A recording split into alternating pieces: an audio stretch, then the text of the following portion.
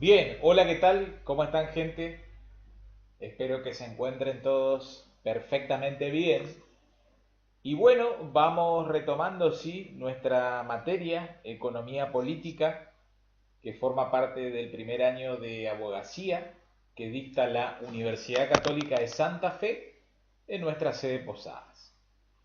Bueno, vean, vamos a ver dos grandes temas ya en esta que viene a constituir la última clase en lo que a mi cargo corresponde de la materia de economía política. ¿Sí? Vamos a ver dos grandes ejes temáticos directamente relacionados entre sí.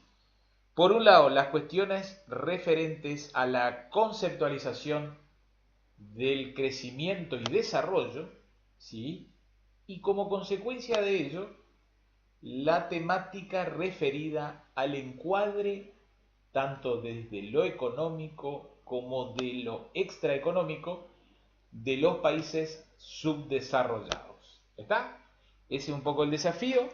Permítanme que me ubique en el programa de nuestra materia, así les muestro el contexto de dónde se ubican estas unidades temáticas en el programa de nuestra materia. ¿Estamos? Muy bien.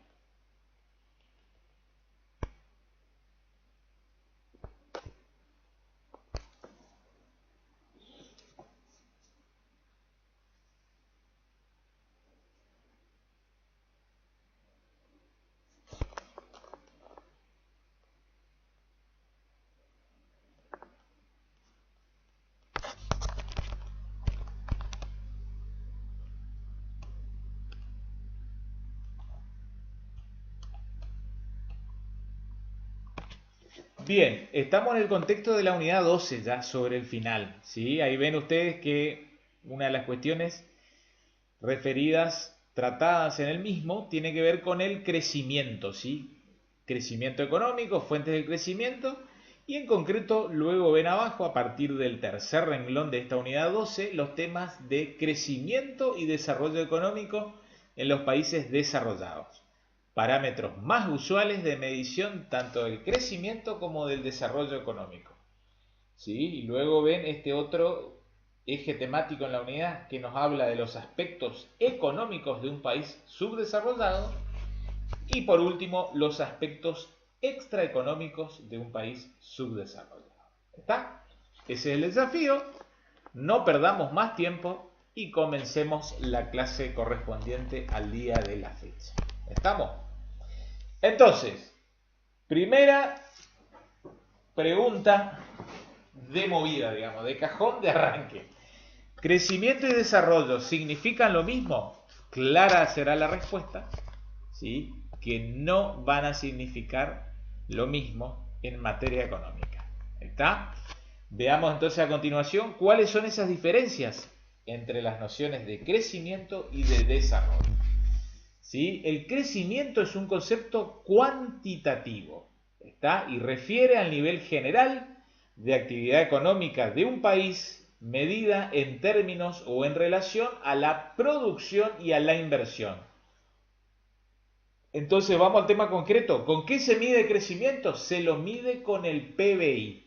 Ya vamos a conceptualizar algunas nociones básicas. Fuimos hablando a lo largo de las distintas clases, ¿sí? Acerca de qué significa hablar del PBI de los países.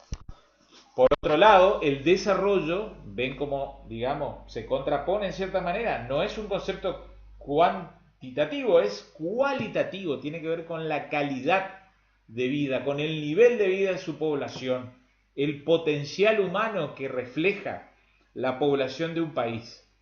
Y allí nos vamos a, digamos, manejar con otros indicadores distintos al de Producto Bruto Interno, ¿sí? Indicadores relacionados con la salud, con la educación, con la institucionalidad y, ¿por qué no?, más modernamente, de unos 20 años hacia aquí, hasta hay indicadores, ¿sí?, que generan muchas dudas, pero acerca de la honestidad que se maneja en los distintos países.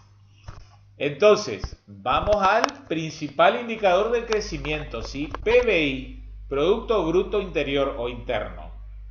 Ya varias veces dijimos, inclusive, una de las clasificaciones que divide a los bienes económicos y servicios económicos en intermedios y finales, ¿se acuerdan que dijimos? Una de esas especies en esa clasificación de dos términos hace al concepto de PBI, puesto que el PBI es la suma del valor de todos los bienes económicos, no cualquier bien económico, sino los bienes económicos finales, producidos en un país en un periodo determinado, durante un periodo determinado. ¿Sí? No forman parte de los bienes intermedios, ¿sí? Del cálculo de PBI. ¿Por qué? Para evitar una matricidad, una duplicidad en el cálculo de matriz. ¿Sí? Para evitar que se duplique el valor. El bien intermedio es aquel que debe pasar aún por un proceso de producción para o bien transformarse en un bien de consumo o bien transformarse en un bien de capital. El bien final es el que ya está o bien apto para su consumo o bien directamente apto para ser utilizado a su vez, como un bien de capital para generar otros bienes y servicios económicos. Entonces nos hacemos esta pregunta: ¿cómo nos damos cuenta si un país ha crecido? ¿Sí? Tanto, digamos, nos gusta hablar, escuchamos los medios. ¿Creció o no creció el país? ¿Creció o no creció la región? ¿El mundo decreció? Imagínense este contexto de pandemia en el año 2020 que tanto se habla. ¿Sí? ¿Qué es lo que hacemos? Comparamos el PBI del año presente frente al del año inmediato anterior.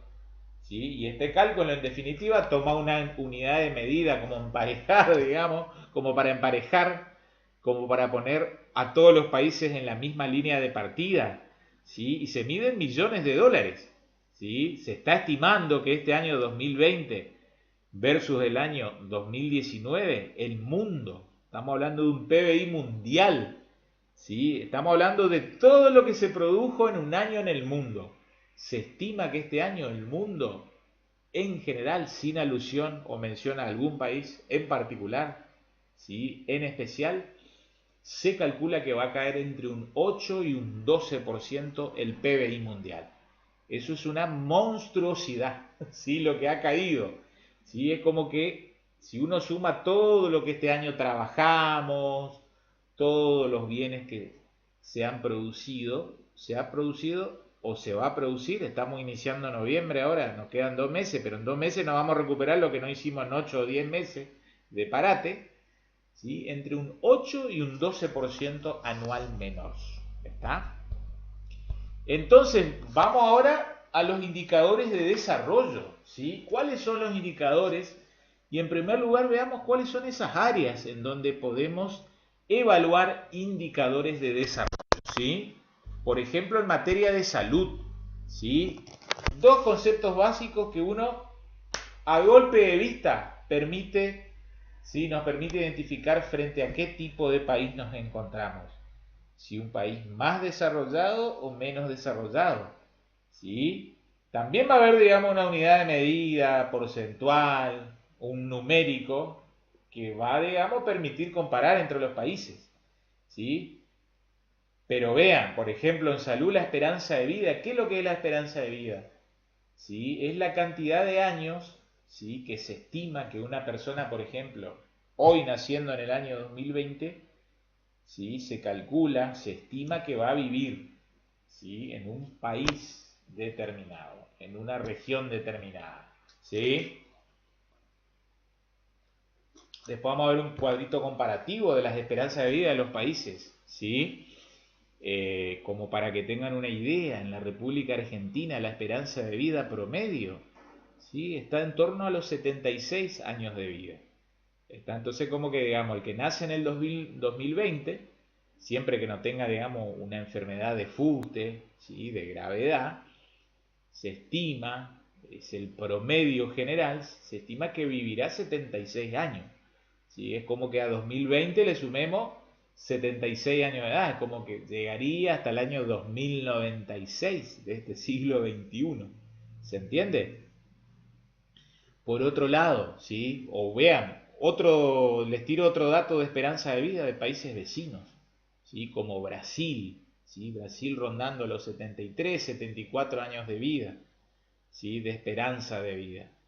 ¿Sí? Vamos a nuestros vecinos Uruguay y Chile, 77 años, 78 años. Y los países líderes a nivel mundial, como Japón y los países nórdicos, rodeando los 82 y 83 años de vida. Si esto fuera un contexto de clase presencial, siempre a mí me gusta, digamos, dialogar con ustedes, y a manera de juego y como para ir rompiendo el hielo, siempre hago la misma pregunta. ¿Quién será que tiene como género mayor número de esperanza de vida? ¿Los varones o las mujeres? ¿Sí? Y lo cierto es que, en definitiva, ¿sí? Las mujeres tienen una mayor esperanza de vida. ¿Sí? Como que si vamos al caso argentino, las mujeres rondarán los 78, 79 años de vida. Años de esperanza de vida. En cambio, los varones 72 y 73 años. ¿Qué es lo que pasa? Esta brecha se viene achicando, ¿sí?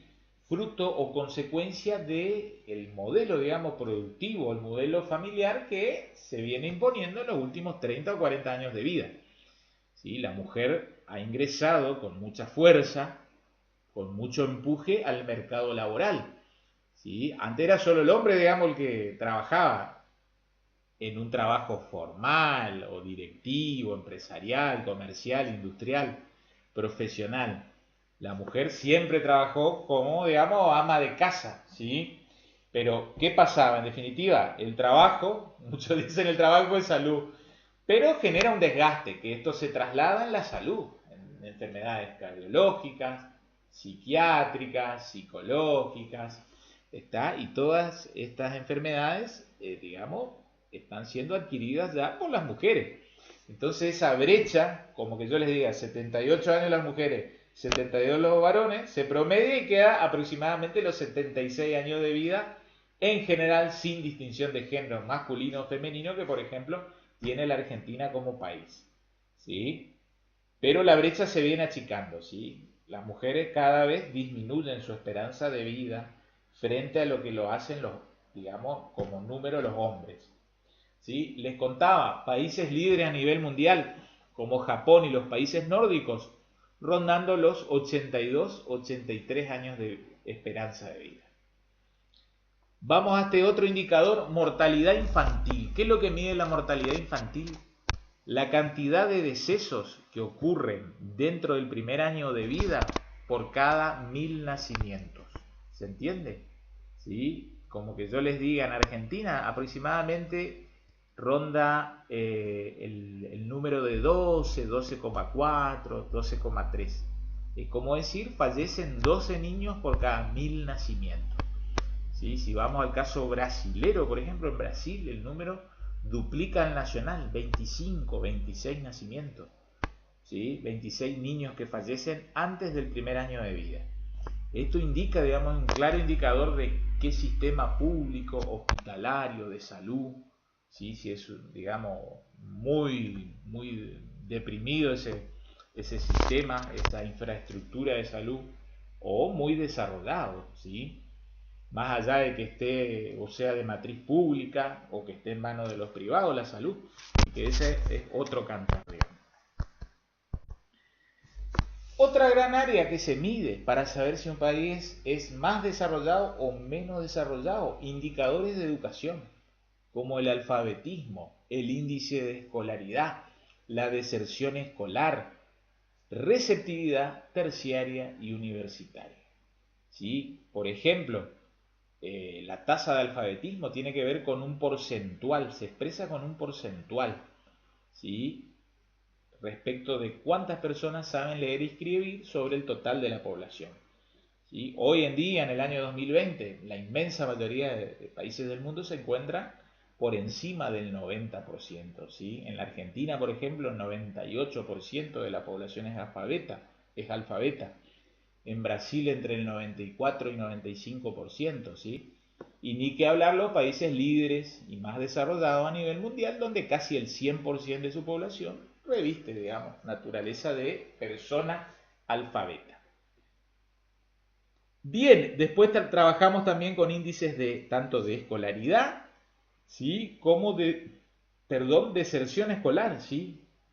cuántos niños a determinada edad, ¿sí?, sobre el universo de esa población ingresan efectivamente a la escuela primaria. Y también como corolario de ello, cuántos de ellos, digamos, dejan la escuela, sobre ese total de personas que han iniciado. Lo mismo ocurre en materia de carreras terciarias y universitarias, ¿sí? ¿Cuánto por ciento de la gente que empieza una carrera luego termina, ¿sí?, con el título bajo el brazo o la tecnicatura lograda al final del camino? También hay indicadores claros en materias de institucionalidad, tanto en índices de corrupción, ¿sí?, donde por ejemplo, me acuerdo que había elaborado estos PowerPoint alrededor del año 2010-2011. Argentina se encontraba en el puesto 107 a nivel mundial, ¿sí?, siendo el país número 1, en teoría el menos corrupto, ¿sí? Es como que nos encontramos en un umbral de mitad de tabla, por así decirlo. También, digamos, los organismos internacionales evalúan la periodicidad y alternabilidad de los funcionarios, ¿sí? Digamos que no haya gobernantes que luego de, a lo sumo, un periodo de reelección, ¿sí?, se eternicen en el cargo, más allá de un sistema democrático que los vota una y otra vez, ¿sí? La alternabilidad, el cambio, digamos, en el cargo gubernamental. También cuestiones atinentes como la libertad de prensa, ¿sí?, muy valorada a nivel internacional. Finalmente también evaluamos en campo de seguridad, tanto física y para nosotros que somos operadores del derecho, ¿sí?, como abogados, escribanos, jueces, fiscales, y ustedes estudiantes de abogacía, futuros profesionales de abogados, seguridad jurídica, ¿sí?, que no se cambien las reglas de un día para el otro, ¿sí?, que haya continuidad, puesto que las inversiones de mayor envergadura necesitan de un marco jurídico estable, ¿sí?, que no esté cambiando, ¿sí?, de la noche para la mañana, digamos, ¿sí?, del canto del gallo hacia la mañana que amanece. Estamos. Entonces, vean, profundizando un poco acerca de la noción de desarrollo, ¿sí?, como para que vean, esto, digamos, nos pone, digamos, sobre la mesa la siguiente cuestión. Para que un país sea desarrollado, no basta con que sea el país que más bienes produzca. Esta es como que yo les diga, no basta con que tenga el mayor PBI del mundo, ¿sí? No es suficiente para ser el más desarrollado.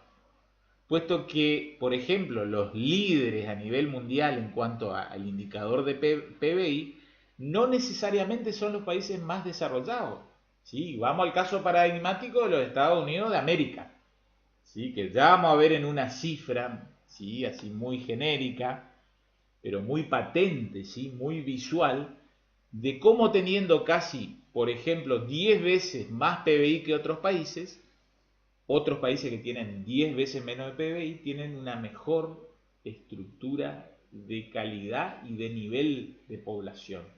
Tienen mejores indicadores de desarrollo en salud, no les digo en educación, porque ahí sí vamos a discutir probablemente la mejor educación sea la que se brinda en el país norteamericano. Pero sobre todo indicadores de salud, ¿sí? No necesariamente coinciden con el mayor productor de bienes y servicios a nivel mundial. De allí que la ONU, la Organización de Naciones Unidas, ha elaborado un indicador, digamos, que intenta hacer un promedio de todas estas variables, ¿sí? Y se ha conocido a este indicador como el IDH. ¿Qué significa? Índice o indicador de desarrollo humano, ¿sí? ¿Qué es lo que mide el desarrollo humano? Tres grandes facetas, tres grandes dimensiones básicas del desarrollo humano. En primer lugar, tener una vida larga y saludable. ¿Cómo se mide esto? Fundamentalmente con la extracción del índice de esperanza de vida al nacer. ¿Sí? Como yo le dije, Argentina 76 años, Japón 82 años, Noruega 83 años. ¿Sí? Cuando decimos países nórdicos hacemos referencia a Suecia, Noruega y Finlandia. Segunda cuestión que mide el IDH, ¿cómo acceder al conocimiento necesario para un buen desempeño social y laboral? ¿sí? Esto se estima por un nivel de alfabetización y también de matriculación combinada, ¿sí? Siempre recuerdo una vez que un profesor en una carrera de posgrado, un profesor mexicano dijo, y vean para lo que es, digamos, nuestra República Argentina, el potencial muchas veces desaprovechado. Dijo, qué agradable que es circular en la Argentina con los taxistas, qué cultos que son. Entonces todos nos empezamos a mirar y uno dice, la verdad que sí, qué cultos que son. Pero debajo, digamos, de esa afirmación hay una realidad muy triste. ¿Qué pasa? Que muchos profesionales es como que luego, como no consiguen un trabajo acorde a su expectativa, ¿sí? O a su titulación, les conviene más, digamos, ser choferes de un taxi que simples empleados en alguna empresa, ¿sí? O profesionales dedicados exclusivamente a su profesión. ¿Está? Y eso muchas veces lastimosamente ocurre en nuestro país. En tercer lugar, vean, ¿qué evalúa el IDH? Poseer ingresos suficientes como para acceder a un nivel de vida decente. ¿Cómo se estima esto? Es calcular el PBI que tiene cada país y se calcula el llamado producto per cápita, por cabeza, o ingreso familiar por cabeza. ¿Sí? Es como que yo le diga, Argentina tiene tantos miles de millones de dólares de PBI y se los divide por los 45 millones de habitantes que somos, que tenemos como población general en nuestro país. Ahí ustedes ven en ese gráfico, ¿sí?, cómo el IDH a nivel mundial es posible subclasificarlo en 4 grandes rubros, ¿sí?, según que sean más desarrollados o menos desarrollados. ¿Sí? Ven ahí que en cierta manera los países que van tornándose un color verde más oscuro son los más desarrollados a nivel mundial. Luego ese verde se va aclareciendo y pasa por un amarillo. Y luego ese amarillo se va transformando en un color naranja. Y ese color naranja luego en un color rojizo. Y luego en un color casi negro. Los países menos desarrollados. Entonces vean, en base a ello es que la ONU hace una clasificación cuaternaria, ¿sí?, con 4 términos. Entonces, de una manera muy genérica encontramos países con desarrollo humano muy alto, desarrollo humano alto, desarrollo humano medio y desarrollo humano bajo. Vean qué pareja que es la distribución. 42 países para desarrollo muy alto, luego 43 países para desarrollo alto, 42 países para desarrollo medio y finalmente 42 países también para desarrollo bajo. ¿Sí? Acá, cuando elaboré en aquel entonces, les proyectaba el top 10 en cierta manera del índice de desarrollo humano año 2010. Ahí ustedes ven, por ejemplo, Noruega, Australia y Nueva Zelanda en el podio. ¿Sí? Ven como Estados Unidos, que es el mayor productor mundial de bienes y servicios, en 4.º lugar. ¿Sí? Luego Irlanda, Liechtenstein, Países Bajos, Canadá, Suecia y Alemania. Como contrapartida, los más relegados, ¿sí?, casi todos ellos países africanos. Mali, Burkina Faso, Liberia, Chad, Guinea, Mozambique, Burundi, Níger, República Democrática del Congo y Zimbabue. ¿Sí? ¿Cómo estamos nosotros en este contexto mundial IDH? ¿Sí? Siempre le gusta al argentino lacerarse, ¿sí?, y clasificarse o, digamos, tildarse de peor país del mundo. Y la verdad es que dentro del contexto mundial no estamos tan mal, ¿sí? A pesar de la crítica, a pesar de las oportunidades perdidas, ¿sí? Argentina hacia el año 2010, y esto no ha cambiado lastimosamente para bien mucho en la última década, se posiciona con un puntaje equivalente a 0,775. Háganse ustedes la idea que cuanto más se acerca al 1, el 1 sería el país más desarrollado. ¿Sí? Posiciona al país en el puesto 46 a nivel mundial. ¿sí?, en los países con alto desarrollo humano. Permítanme que vuelva para atrás. Es como que yo les diga, estamos en el segundo grupo de países, ¿sí? No formamos parte de los países con desarrollo humano muy alto, ¿sí? Si no, digamos, nuestro país estaría pintado de color verde oscuro, ¿sí? Sin embargo, tenemos un color verde medio fosforescente, un poco clarito, ¿está? Y como para que tengan una idea, estos indicadores en Argentina, para ser como país un país con desarrollo humano muy alto, tendríamos que superar el 0.8, ¿está? En ese lustro 2005-2010, Argentina había escalado 4 posiciones en el ranking mundial de desarrollo humano, ¿sí? En el contexto sudamericano, por ejemplo, vean, Paraguay, puesto 96, Brasil, puesto 73, Bolivia, puesto 95, ¿sí? Uruguay, puesto 52, ¿sí? Y Chile, finalmente, un puestito más adelante que nosotros, puesto 45, ¿sí? Les cuento que en esta última década, Uruguay prácticamente nos ha empatado, nos ha empardado en esta situación, en este indicador, y Chile ha avanzado unos 2 o 3 puestos hacia adelante, ¿sí? No es que ha cambiado en gran magnitud la situación en Latinoamérica. Entonces, vean, aquí es lo que voy cerrando este primer eje temático, ¿sí? Vean,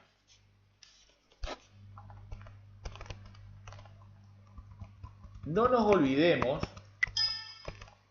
que crecimiento y desarrollo no significan lo mismo, ¿sí? Y vean, acá los voy a fundamentar por qué, ¿sí? Con este comparativo mundial que inclusive lo había armado en aquel entonces ya, hace casi y más de 10 años que enseño esta materia. Me acuerdo que lo había elaborado para el Mundial de Sudáfrica 2010, como para que tengan una idea. Ven que siempre a nivel mediático le gusta al periodista argentino compararse, ¿sí?, con los distintos países del mundo, como si todos fuéramos iguales o susceptibles digamos, de comparación. Hay 2 variables fundamentales que nunca hay que dejar de analizar, ¿sí? Voy a agrandar mucho más y me quedo ahí con esas variables. ¿Cuáles son? Puesto que en definitiva son determinantes fundamentales de cómo van a terminar influyendo sobre el nivel de vida de una población, ¿sí? El primer elemento es la cantidad de millones de habitantes que tiene un país, ¿sí? Por ejemplo, vean Argentina, yo comparaba estos años 2010, 40 millones, hoy somos entre 45 y 46 millones proyectados según la estadística del INDEC. 40 millones de habitantes en 3 millones 100 mil kilómetros cuadrados, incluyendo el sector insular y de Antártida Argentina.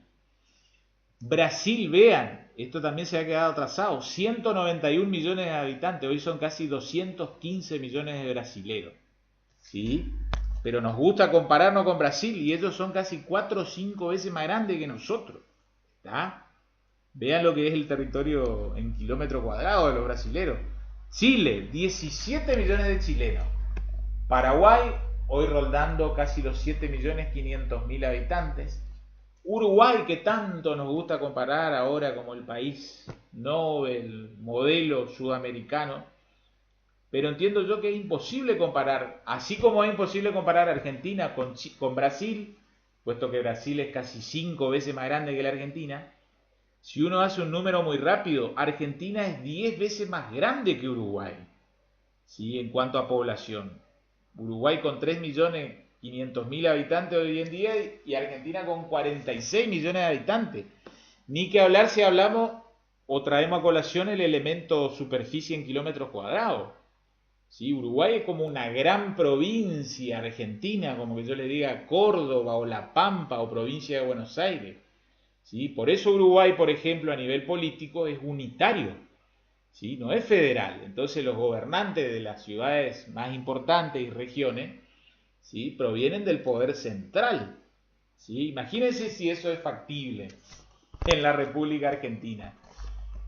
Y bueno, luego saliendo del continente yo los comparaba con España, Australia, Japón. Pero quiero llevarlos a lo siguiente, digamos. ¿Sí?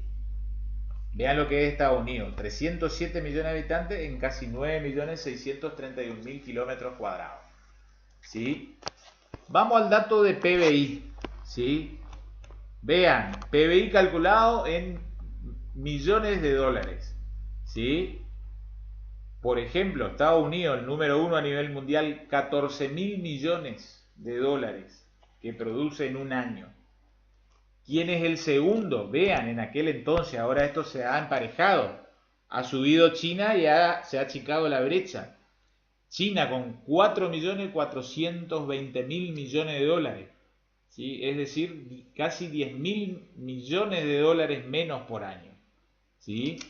Vean el caso argentino. En aquel entonces, 326.000 millones de dólares. Brasil, 1.600 millones de dólares. ¿Sí? En base a eso, yo les voy a enviar esto, también se calcula el PBI per cápita, ¿sí? Que resulta de dividir al PBI total por la cantidad de millones de habitantes. Entonces, ¿a qué es lo que voy? Vean, Estados Unidos con ese tremendo PBI, ¿sí? Vean lo que es su esperanza de vida, ¿sí? El último país es EUA. 77 años de esperanza de vida, ¿sí? Y a nivel de mortalidad infantil, si bien es 6,3, es un buen número, comparémoslo con el caso de Japón, que es de 2,8. Entonces ven cómo no necesariamente, ¿sí? El crecimiento implica desarrollo. A eso es lo que yo voy. Quédense con esta primera idea base de esta parte de la clase. Que un país crezca no implica que se desarrolle.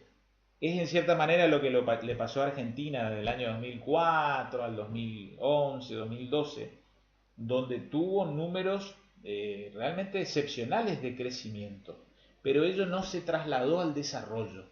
No mejoramos de manera sustancial nuestros indicadores de esperanza de vida, de mortalidad infantil, ¿sí? En materia educativa, en materia de seguridad jurídica y de movilidad.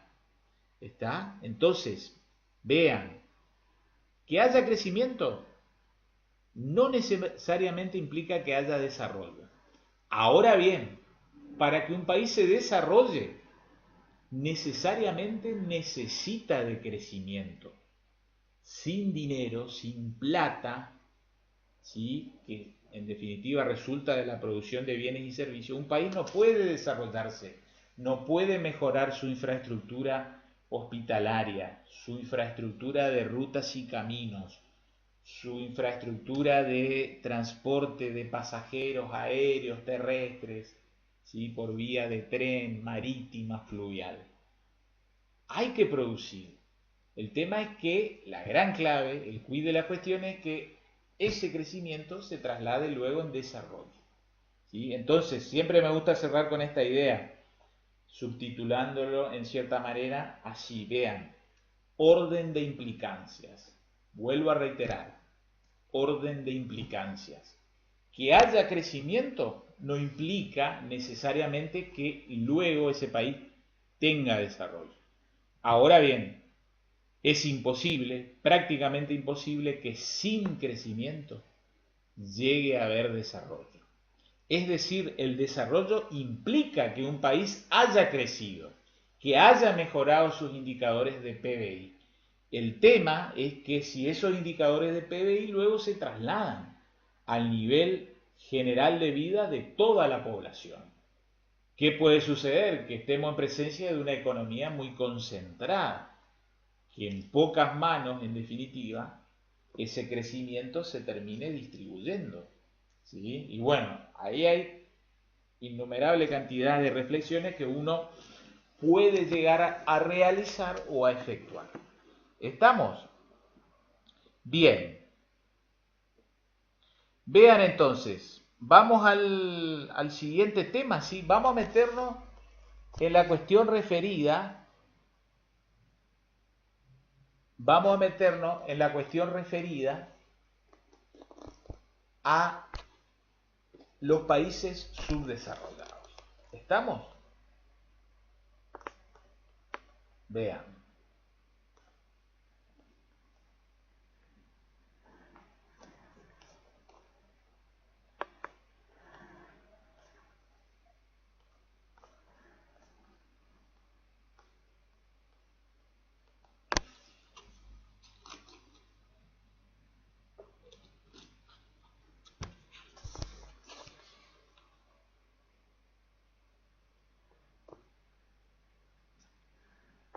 Cuando uno analiza a los países, y es como que los ponemos en una balanza para ver si están más desarrollados o menos desarrollados, ¿sí?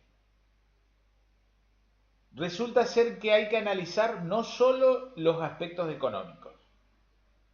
Los aspectos económicos van a ser fundamentales en la matriz productiva de ese país y que va a llevar a que en definitiva sea un país subdesarrollado. ¿Qué es lo que pasa? También hay aspectos extraeconómicos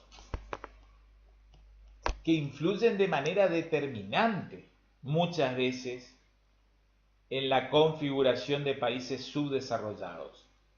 Y al decir de algunos autores que han estudiado en profundidad esta cuestión, muchas veces son los aspectos extraeconómicos a lo que llevan que un país nunca pueda salir del subdesarrollo.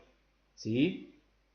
Yo me imagino, digamos, ustedes como estudiantes, en su momento me pasó a mí también cuando yo estaba del otro lado, digamos, del escritorio.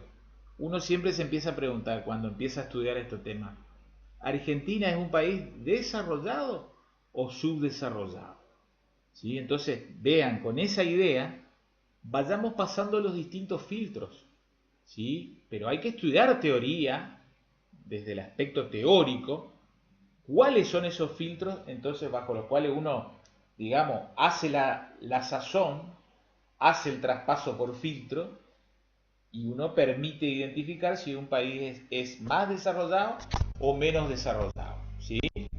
Entonces, vean, vamos al aspecto económico, ¿sí? Vamos a tener que analizar esto que son, digamos, cosas o aspectos comunes a todo país subdesarrollado.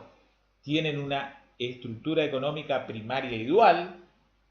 Esa misma economía puesta en funcionamiento tiene inestabilidad y dependencia.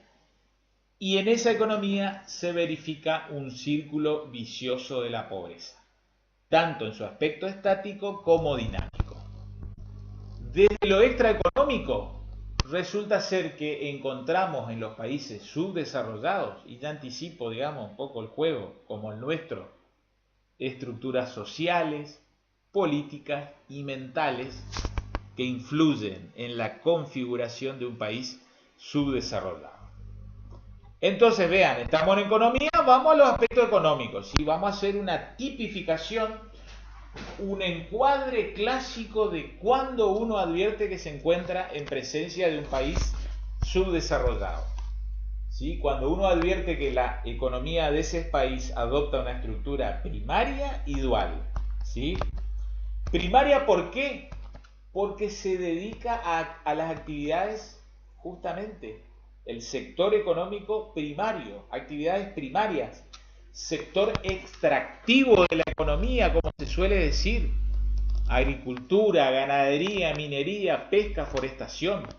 ¿Sí? Hay una explotación del suelo y subsuelo muchas veces de manera irracional. Gran parte de la PEA, que es lo que es la PEA, población económicamente activa, recordarán ustedes, lo habrán estudiado con la doctora Rosas. La población activa son aquellos que trabajan y los que se encuentran en la búsqueda activa de trabajo.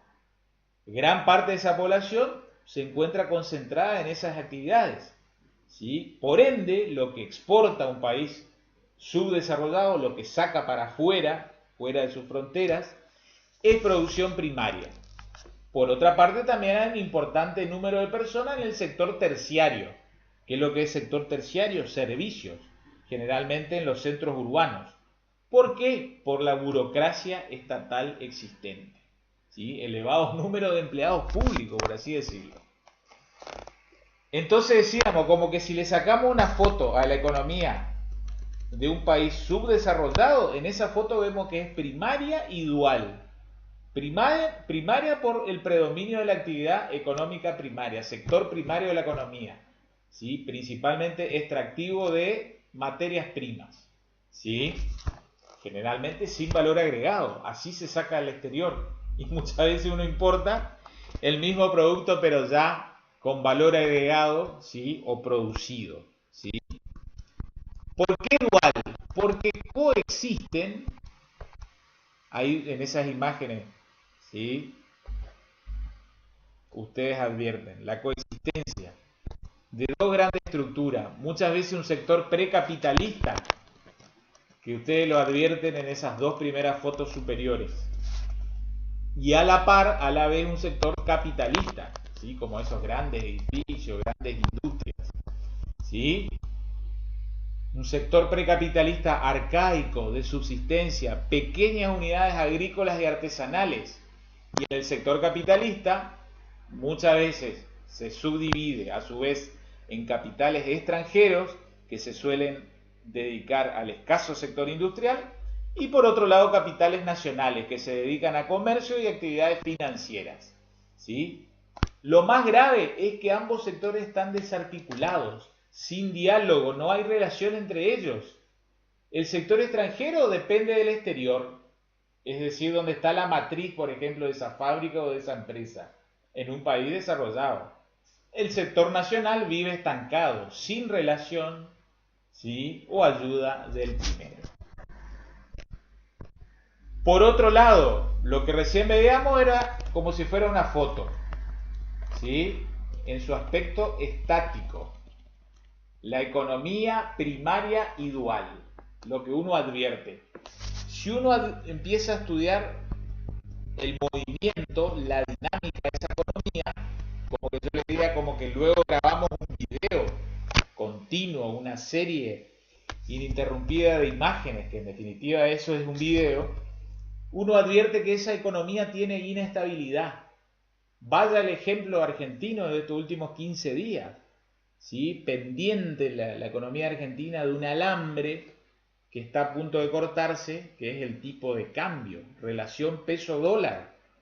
¿Sí? Estos 14, 15 dólares que tiene la Argentina, un tipo de cambio oficial, más luego un dólar turista, más luego un dólar contado con liquidación, más luego un dólar blue o informal. Bueno, vean, ¿por qué inestable? Puesto que como a su vez la gran matriz productiva de ese país se dedica a actividades primarias, ¿sí? Hay inestabilidad. Lo que por ahí uno puede estudiar como la paradoja de la abundante cosecha, ¿sí?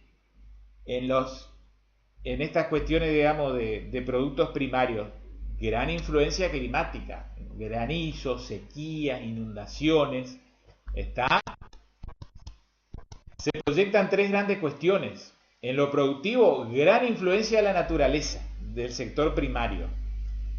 En esta relación de exportaciones e importaciones, la coyuntura, como se suele decir, mundial, ¿qué es lo que sucede en el resto del mundo? ¿Sí? Puesto que lo que Argentina exporta no depende de la Argentina, depende de la voluntad compradora de esos países más desarrollados, ¿sí? Entonces depende en cierta manera cómo les va a ellos, ¿sí? Y en términos de intercambio, esa inestabilidad viene dada por qué. Vamos al caso nacional, inclusive Argentina exporta materia prima con bajo valor agregado e importa productos manufacturados con alto valor agregado, ¿sí? Exportamos soja y luego traemos aceite de soja chino, ¿sí? Porque no le agregamos el valor en la Argentina. ¿Está? Por otro lado, dependencia, ¿sí? ¿Dependencia de qué? De estos grandes monstruos o empresas multinacionales, de organismos multilaterales de crédito, ¿sí? Fondo Monetario. Ahí yo les pongo el ejemplo de la empresa, una de las empresas más grandes del mundo, como Walmart, que si fuera un país estaría ubicado en el puesto 27 por lo que produce en un año. Argentina está alrededor del puesto 60. ¿Sí? Es como que Walmart en un año produce más que toda la República Argentina. ¿Sí? Entonces, ¿qué pasa? Hay gran dependencia con respecto a estas empresas multinacionales, también respecto de las importaciones de capital y tecnología. Porque ven en estos contextos de inestabilidad cambiaria, muchas veces dicen, bueno, devaluemos, total así mejora el precio del producto que el argentino va a vender al exterior, puesto que cobra, digamos, en divisa, en dólar, en euro, ¿sí? Y luego eso lo liquida, lo pasa a peso en el país. Entonces, el que es exportador de esos bienes quiere que se devalúe. Pero cuando se devalúa, significa entonces que cada peso argentino tiene menor poder de compra. Entonces, si uno quiere incorporar maquinaria, alta tecnología, que no se produce en el país, te resulta mucho más caro. ¿Sí? ¿Está? Sin ir más lejos, todos consumimos servicios del extranjero, Netflix, cuenta rentada de Zoom y así otras, digamos, aplicaciones.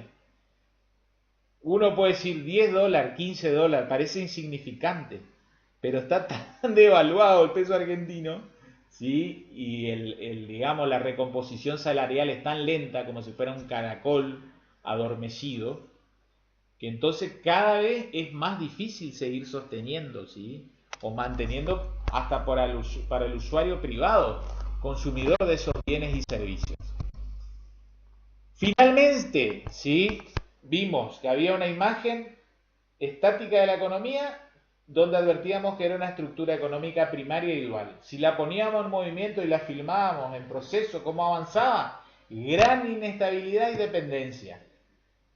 Todo ello lleva a un círculo vicioso de la pobreza, tanto en su aspecto estático como dinámico. ¿Sí? Se suele decir, digamos, popularmente, la pobreza llama a mayor pobreza. ¿Qué pasa en el aspecto estático? Esto del círculo vicioso de la pobreza, cuando la pobreza empieza a crecer.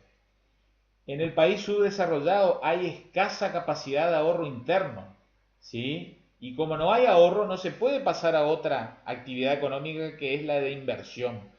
¿Qué es lo que es la inversión? El aumento del stock de capital con la finalidad de mayor producción de bienes y servicios. Siempre pongo el mismo ejemplo, el empresario colectivero, que inicia su actividad con 5 colectivos. Si la cosa va bien, él va a querer agregar un sexto, séptimo y octavo colectivo. ¿Sí? Pero para poder incorporar ello, o bien se hace de un ahorro interno, o bien toma un préstamo de alguna entidad bancaria.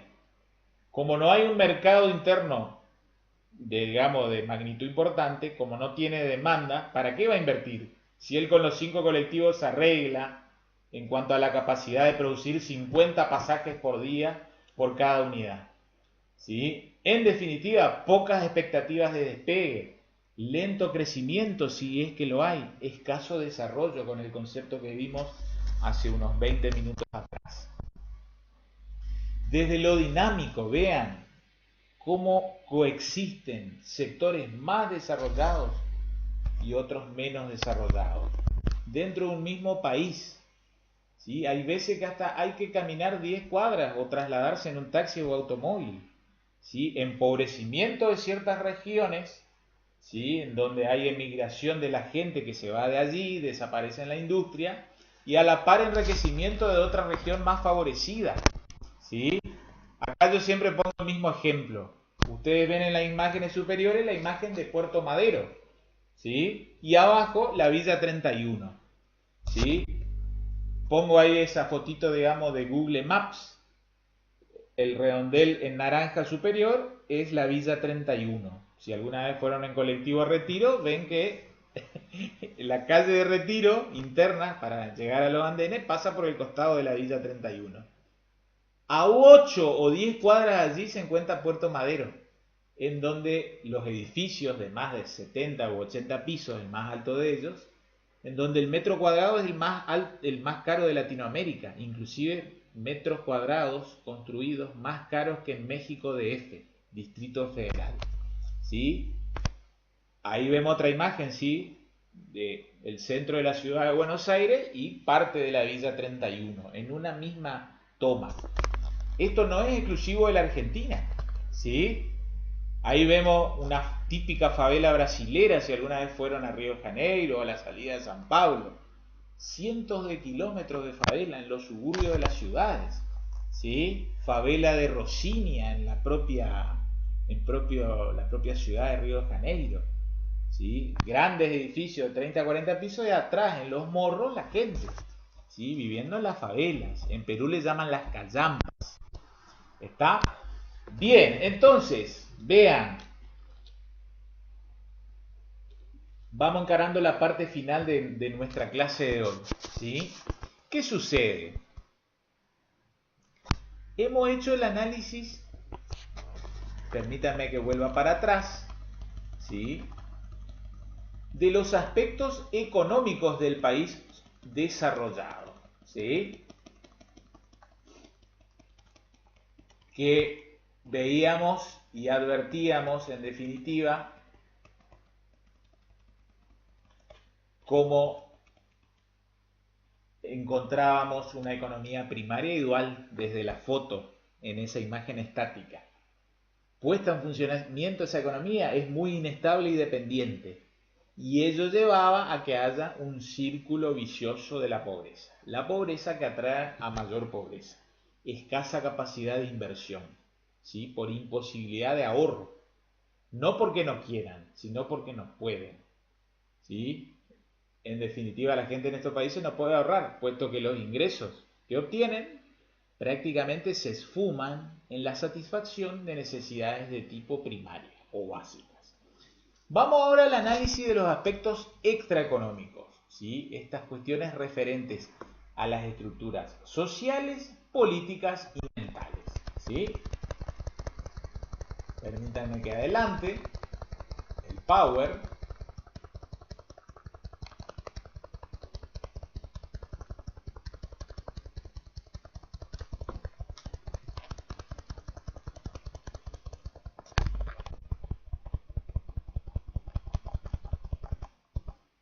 Bien, vamos entonces a las estructuras sociales. Son desequilibradas, desarticuladas, con escasa movilidad social ascendente. ¿Sí? Si uno pudiera desagregar o subclasificar a las clases sociales, ¿sí? Como hablamos en su momento cuando hicimos referencia a los acuerdos entre los oligopolistas en un oligopolio colusivo, donde hay una segregación o subdivisión estamentaria de la sociedad. Las tres grandes clases sociales son la alta, media y baja. Tradicionalmente en estos países subdesarrollados, ¿sí? Si uno tiene que hablar de proporciones, hay una enorme clase social baja, escasa clase social media y también casi inexistente clase social alta, privilegiada, acomodada. ¿Qué pasa? ¿Por qué es desequilibrada esa estructura social?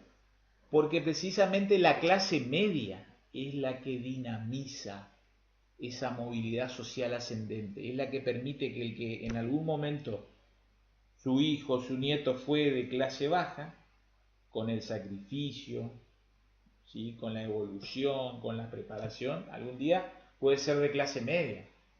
Y quizás luego en la próxima generación de hijos o nietos, esas personas puedan ser de clase alta. Al no haber clase media que aglutine, que dinamice esa movilidad, ¿sí? Entonces el de clase baja siempre permanece en clase baja, ¿sí? El de clase alta cada vez más alto. Siempre cuando doy la clase presencial pongo el ejemplo de un tema brasilero, algunos por ahí de ustedes se acuerdan, que era la cortina musical del programa de Franchella. ¿Sí? Ese temita, el bom, si bom, si shiki bom. Si ustedes escuchan la letra de ese tema, googleenlo. ¿Qué es lo que dice? Pinta lo que es un país subdesarrollado, en el caso en particular Brasil. ¿Sí? El pobre cada vez está más pobre. El rico cada vez está más rico. ¿Sí? Entonces, ¿qué es lo que no hay? Clase media, que aglutine, ¿sí? Esta es la gran diferencia que inclusive Argentina como país durante la centuria del siglo XX lo diferenció de casi todo el resto de Latinoamérica. Argentina como modelo de país en cuanto a su estructura social de elevada clase media, ¿sí? Donde no se diferencian casi en materia económica esas diferencias, ¿sí? Sociológicas y económicas. ¿Qué está pasando? Cada vez más gente de clase media ¡pum!, cae perforada la clase baja. ¿Sí? Siempre hay un sector económico acomodado representado por la clase alta. ¿Sí? Y muchas veces esa movilidad social ascendente inclusive se produce con un acto jurídico civil por excelencia, cuál es el matrimonio, que hasta uno de clase media se casa con uno de clase baja y viceversa. Pero es más difícil que uno de clase baja se clase con alguien de clase alta o viceversa. ¿Está? Entonces, no se olviden, típica estructura de un país subdesarrollado no tiene casi clase media, que es la que articula y dinamiza.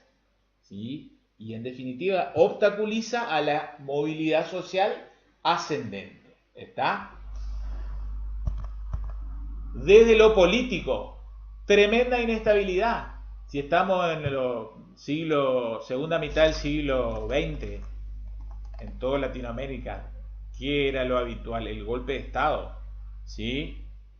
Hoy más que golpe de Estado hay golpes de mercado que tumban a algunos gobiernos, muchas veces como en Paraguay, ¿sí? En donde tiene que venir o asumir un vicepresidente y luego una elección. O a veces tumban, digamos, a ministros de economía, programas débiles, sin continuidad. Eso lleva a que haya corrupción, prebenda, clientelismo. ¿Sí? El prebendismo en definitiva es un trabajo fácil, ¿sí? Que genera gran paga. ¿Qué es el clientelismo? El clientelismo político, ¿sí?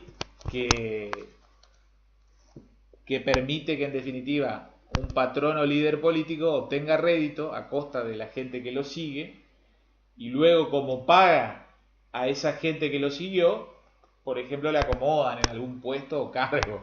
¿Está? Entonces, es lo típico, digamos, que tipifica la estructura que se verifica en muchas de nuestros estamentos, ciudades, provincias, ¿sí? Muchas regiones de nuestro país. Desde lo mental, muchos dicen, acá está el eje de la cuestión por el cual el país que es subdesarrollado no sale del subdesarrollo. ¿Sí? El ser humano es un ser social. Entonces, este efecto de imitación, cuando el ser humano es virtuoso, las conductas virtuosas se expanden en sociedad. ¿Sí? Cuando es vicioso, las conductas viciosas se expanden en sociedad. Hay falta de incentivo, el otorgamiento de mérito. ¿Sí? No puede ser que hace 2 meses estábamos discutiendo acerca de la meritocracia, ¿sí? Como si fuera, digamos, una palabra prohibida hablar o promover que una persona que se preocupa, se sacrifica por progresar, tenga o no más derechos que otra que no lo hace. ¿Sí? Entonces hay falta de incentivo, de otorgamiento de mérito al que lo merece, de superación. Lleva en definitiva, por este efecto de imitación, a un estancamiento general de la comunidad. ¿Sí? Hay un relativismo moral absoluto. Vean qué contradicción. Hablo de relativismo moral absoluto. Entonces como que todo vale lo mismo. ¿Sí? Da lo mismo. Es como que yo les diga, vale lo mismo el que rindió el parcial y se presentó a rendir y yo le coloco un 9 o 10 que el que no se presentó y también le coloco un 9 o 10. Es una injusticia absoluta. Todo ello termina siendo el disparador de la diáspora, ¿sí? De los más capaces. ¿Qué es lo que es la diáspora? La huida. ¿Sí? Ustedes ven y escuchan, muchas veces exagerado, otras veces no tanto, que el que puede por ahí tomarse, digamos, el buque, irse a otro país, buscando otra alternativa, ¿sí? Hoy ya ni hablamos de otro continente, sino a un país vecino, ¿sí? Quizás Uruguay, Chile ahora está muy conflictivo, pero Brasil, en donde al menos hay una estabilidad monetaria, ¿sí? Que se sostiene en el tiempo.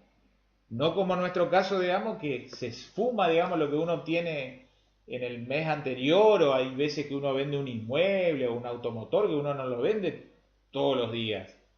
Y muchas veces uno para cubrirse quiere pasarse a dólar. Bueno, resulta ser que uno ni puede comprar el dólar, como que porque hay una cierta capacidad o cupo, ¿sí? Que nos limita. Entonces todo ese dinero que tenemos en peso, si la moneda se sigue devaluando, se esfuma, digamos, en cuestión de días, meses, ni que hablar de años. Entonces acá siempre nos planteamos esta cuestión. ¿Qué nos conviene seguir exportando? ¿La soja o productos? Vean lo que ya cómo quedó desactualizado mi Power. Ahí yo les ponía un BlackBerry como si fuera el modelo de celular en aquellos años. ¿Sí? traía a colación estos ejemplos, digamos, de innovadores como Bill Gates, ¿sí? Steve Jobs y Mark Zuckerberg, ¿sí? Estas, digamos, promotores de, en definitiva, de servicios, ¿sí? Inmateriales. Cierro la clase de hoy, ¿sí? Con esta teoría conocida como del deterioro en los términos de intercambio. Está directamente relacionado con esta noción de países desarrollados y subdesarrollados. Se conoce también como la tesis de Previs y Singer. Previs es argentino, es el autor que ustedes ven en la imagen, ¿sí? Que está a la izquierda. Singer es un alemán a la derecha. ¿Qué pasó? Ambos, digamos, promovieron hicieron este análisis de lo que sucedía en el mundo económico, ¿sí? En el comercio internacional, y cada uno lo propugnó desde su país. Previs de Argentina, Singer de Alemania. Entonces a nivel mundial se le reconoce el mérito a ambos autores. ¿Qué pasa? ¿Sí? Ambos autores intentaron explicar por qué en el comercio internacional, a largo plazo, el comercio internacional lleva a que haya un deterioro en los términos de intercambio, deterioro para el país subdesarrollado. ¿Sí? Entonces, como que siempre solo termina ganando el país desarrollado. El país subdesarrollado solo vende materia prima. El desarrollado vende tecnología, productos manufacturados. A la larga eso lleva a un empobrecimiento del país emergente. ¿Por qué? Porque el país periférico cada vez debe exportar mayor cantidad de materia prima para seguir importando la misma cantidad de bienes manufacturados. ¿Sí? ¿Por qué se produce ese fenómeno? Lo explicaría Previs. ¿Sí? Lo sustentaría en dos afirmaciones. En primer lugar, los productos primarios poseen una elasticidad de demanda-ingreso. ¿Sí? No se olviden que la elasticidad es la reacción que sufre la demanda, pero en este caso no ante la variación del precio, sino ante el aumento o disminución del ingreso, ¿sí? Inferior a los bienes manufacturados. ¿Está? Entonces, ¿qué pasa? Los avances tecnológicos en industria generó mayor productividad y con ello también mejoraron los salarios en los países industrializados. Mientras que en el sector primario, ¿sí? En general esto fue más o menos un fenómeno que se dio hasta el año 2000, en el sector primario hubo baja de precio internacional de materias primas. ¿Qué sucede entonces allá por la década del 50? ¿Sí? El economista Previs, ¿sí? Es una de las pocas tesis o afirmaciones que tienen, digamos, validez mundial, reconocido a nivel mundial un economista argentino. En aquel entonces, ¿sí? Empezaría a propugnar lo que se denominó el modelo de industrialización por sustitución de importaciones. ¿Qué significa esto? Que los países subdesarrollados latinoamericanos, por ejemplo, poco a poco, ¿sí?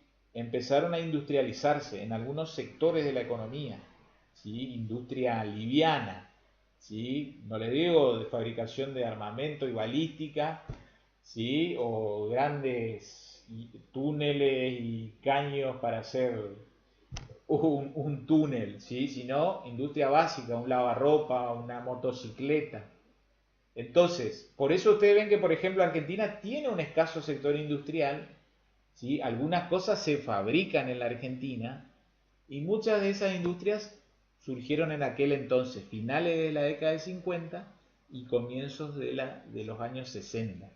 ¿Sí? Hubo un presidente, lo habrán estudiado por ahí en teoría del Estado, ¿sí? Arturo Frondizi, que pretendió llevar adelante esta política de sustitución de importaciones. Con discontinuidad, en cierta manera, distintos gobiernos, distintos planes económicos quisieron intentar volver a esas ideas básicas, ¿sí? De industrializar la economía como para evitar esa dependencia de lo externo, del exterior. Fabriquemos esa cosa en la economía, como hablamos en un momento de las marcas de las automotrices y empezamos a indagar, ¿no existe alguna automotriz nacional genuina? Y la verdad que no. ¿Por qué será que no podemos fabricar un automotor nacional de una industria o marca nacional? ¿Sí? Siempre del extranjero, a lo sumo montado en nuestro país, pero por una filial de una matriz que es de una gran empresa multinacional. ¿Qué pasó del año 2000 y ahí en donde Argentina había enganchado un viento de cola? Los productos primarios, soja, maíz, trigo, empezaron a recuperarse. ¿Por qué? Porque China, que era, digamos, una economía cerrada, hacia el exterior abrió su economía y empezó a demandar principalmente productos primarios.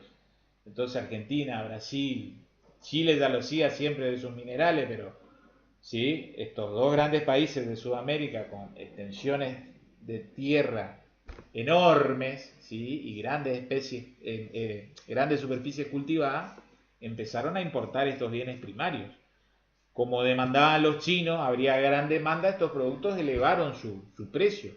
¿Sí? Así llegamos a esos boom de años 2006, 2007, en donde la tonelada sojera rozaba los 400, 500 dólares. ¿Sí? Y ahí en ese contexto que, por ejemplo, se planteó en el año 2008 en la República Argentina esa famosa resolución 125 que llevó al voto no positivo del por entonces vigente vicepresidente de la Nación, el doctor Cobo, que era el vicepresidente de la presidenta en aquel entonces, Cristina Fernández de Kirchner. Bueno, gente, espero que les haya resultado de utilidad, ¿sí? Junto con el material audiovisual del video, yo les voy a enviar el material de estos PowerPoint, ¿sí? Que acompañan la locución efectuada en esta clase. Así que bueno, les mando un afectuoso saludo. Con esto estamos cerrando el bloque de la materia economía política, ¿sí? Y bueno, les deseo el mayor de los éxitos para la instancia final, aquellos que tienen que darla o rendirla, y bueno, el mayor de los éxitos para el resto de la carrera. Estamos, gente, un gusto haberlos conocido, tanto en curso de ingreso como en el cursado de esta materia de economía. Nos queda terminar el desarrollo de civil.